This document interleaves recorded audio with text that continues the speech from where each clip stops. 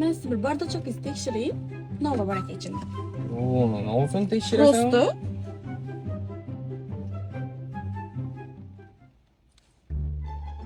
Kimin o'qiysi bu? Женский-ku. Nomaniki? Jo'ram baku noma shuni do'qiysi bu. Noma женский o'qiy. Aa, men jenskiy to'g'iz yapaman-ku, men unday nijniy olaman-ku, ha. 500 dollar olib ko'pman, ha, jo'ram. Ha, 500 dollar olading 500 dollar olib ko'p. Qiz balani kalamni shabirdi sizda.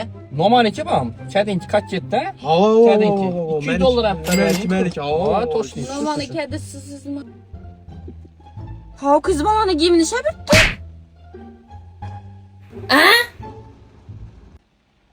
Rasman unda tikkaraman, normalniy bo'laman. Jo'ram to'g'risini gulliniki-ku, ha. Gulli sana kadinku, zille ala ona 500 dollar olib pervening to'shni shu giymadi shu. Yodingdami? Havo. Sapar, mashinada berib turganda qatchet. Yo'q. 1000 dollar emasmidi u, jo'ram? Ha. 1000 dollar, 1000 dollar, ha. 1000 dollar. Aa, meniki, yani kadimiki o. Maniki o. Bilasan-ku, вообще, uni ishlar aloshim bor. Yaxshi. Yaxshi ketdim men. Ko'zingizni o'yaman lekin shu. Yaxshi, bor.